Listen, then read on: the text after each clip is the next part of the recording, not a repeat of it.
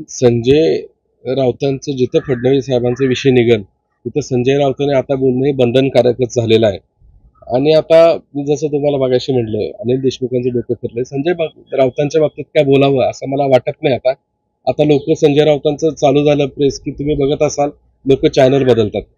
त्या विषयाला काय अर्थ राहिलेलं नाही. मी काय त्यावरती भाष्य करू इच्छित नाही. अनिल देशमुख आज काय बोलले ते तुम्ही ऐकले का? मी बोललो त्याच्यावरती मगाशी मी सगळ्यांना उत्तर दिले. तेच उत्तर माझं राहील. काय बोलला ते सांगितले मी उत्तर सगळं दिलेलं आहे. तेच माझं जे उत्तर मागास होतं तेच असणार आहे. ह्यात बदल काय नसणार. तेच उत्तर काय परत ते उत्तर आपल्याकडे नाही म्हणून तुम्हाला म्हणतो. थोडक्यात सांगा. काय नाही.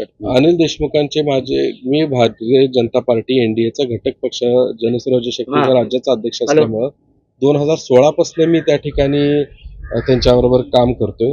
त्यामुळं वेगवेगळ्या पक्षांच्या बैठकींसाठी कार्यक्रमासाठी आम्हाला निमंत्रित केलं जातं.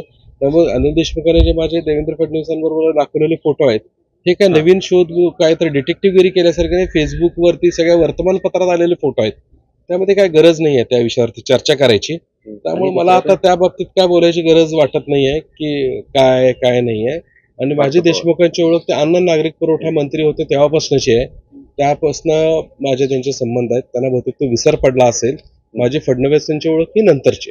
ज्यावेळेला आम्ही घटक पक्ष झालो भारतीय जनता पार्टीची तेव्हापासून त्यांची ओळख आहे. त्यावेळेस सगळ्याच पक्षाच्या सगळ्या नेत्यांची माझी भेटीगाठी ओळखी आणि फोटो येत राहतात. त्यामध्ये काय फार विशेष मला वाटत नाही. मला त्या बाबतीत आता काय जास्त भाष्य करायचं. सुरक्षा का?